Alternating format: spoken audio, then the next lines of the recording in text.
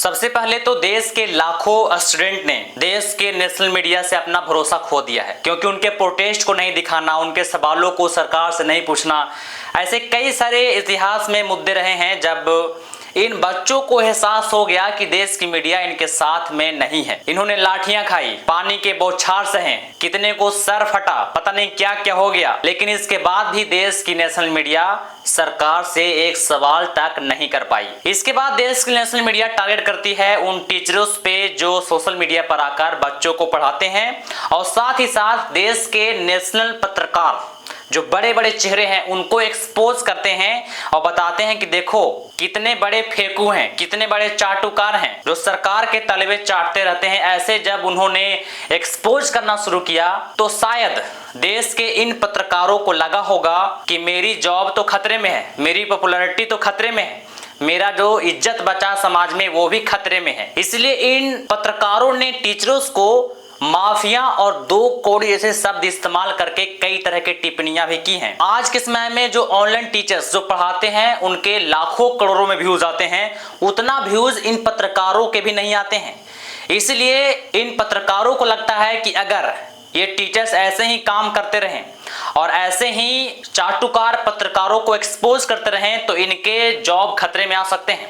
इसलिए ये गुस्से में आनन फानन में कोई भी वर्ड को इस्तेमाल करते जा रहे हैं। आज तक के एक बड़ी रिपोर्टर अंजना ओम कश्यप जी ने माफिया और 2 कौड़ी जैसे शब्द टीचर्स के लिए इस्तेमाल किए हैं। क्या अंजना ओम कश्यप जी उन नेताओं के खिलाफ भी ऐसे इस्तेमाल कर सकते हैं? क्या अंजना ओम कश्यप जी ऐसे सवाल या ऐसे शब्द उन नेताओं के प्रति भी कर सकते हैं जो 2 कौड़ी के हैं, जो नेता माफिया बन के समाज में बैठे हुए हैं?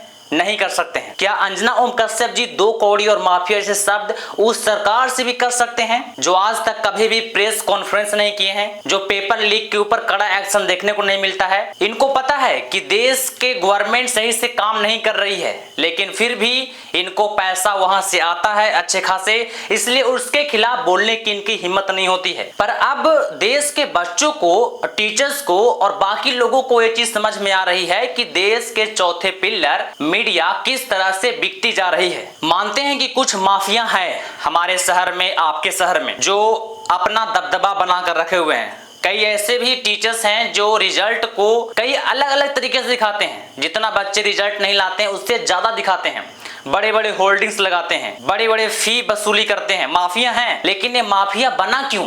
अगर देश का चौथा स्तंभ मीडिया सही से काम करता, एजुकेशन व्यवस्था के ऊपर सवाल करता, ग्राउंड रिपोर्टिंग जाकर वहां पे चीजों को देखता और सरकार से सवाल करती ना, तो आज शहर में इतने बड़े बड़े कोचिंग माफिया नहीं होते, क्योंकि बच्चे पहले से ही पढ़ कर निकलते, उनको जॉब लेने में इतना दिक्कत नहीं होता।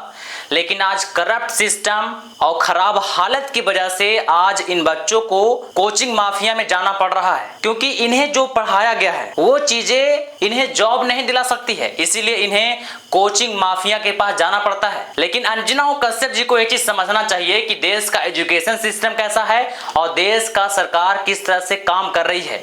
अगर ये दोनों चीजों का रिपोर्ट बना करके देखती ना तो इनको समझ में आ जाता कि माफिया कौन है। सरकार माफिया है कि देश के वो टीचर्स माफिया हैं जो ऑनलाइन बच्चों को पढ़ाते हैं और उन्हें जॉब दिलवाते हैं, और देश की जो सच्चाई है, जो पत्रकारों की जो असलियत है वो बताते हैं। उन पत्रकारों से तो बहुत अच्छा है जो फेक न्यूज बनाते हैं। हाँ, मैंने सुना था कि इंडिया पाक युद्ध के दौरान इंडिया ने पाकिस्तान पे कब्जा कर लिया था। मैंने तो ये भी सुना था कि 2000 नोट में चिप लगा हुआ है जो ट्रैक हो जाएगा। मैंने ये भी सुना था कि कुछ लोग जिंदा होते हुए भी नेशनल मीडिया उन्हें जान से मार दी थी। उससे तो अच्छा है। इसलिए मैं आप लोगों से कहना चाहता हूं कि इन चाटुकार और गोदी मीडिया से जितना दूर रहोगे उतना अच्छा होगा। इनके बताए हुए न्यूज पे आप जितना कम विश्वास करोगे उतना अच्छा होगा। कुछ समय पहले आपने देखा होगा कि कैसे देश में जो मुद्दे चल रहे थे उन मुद्दों को इग्नोर करके वाहियात और घटिया टॉपिक को ला करके ब्रेकिंग न्यूज बना देना और उसके बारे में घंटों तक एक्सप्लेन करना कितना वाहियात चीज है, ये चीज आप लोगों से हटा नहीं है। इसलिए समझिए कि देश की नेशनल मीडिया बिक गई है और ये बायस बोलते हैं ना, बायस होकर काम कर रही है और पूरी तरह से प्रोपेगेंडा मशीन बनकर रह गई सरकार का। इस चीज को आप जितना जल्दी एक्सेप्ट कर ले उतना अच्छा होगा और देश के लिए भी अच्छा होगा। आपको क्या लगता है माफिया कौन है, देश का सरकार या देश के वो टीचर्स जो बच्चों को पढ़ाकर उन्हें जॉब दिलवाते हैं? अपनी राय कमेंट बॉक्स में जरूर बताइएगा। जय हिंद।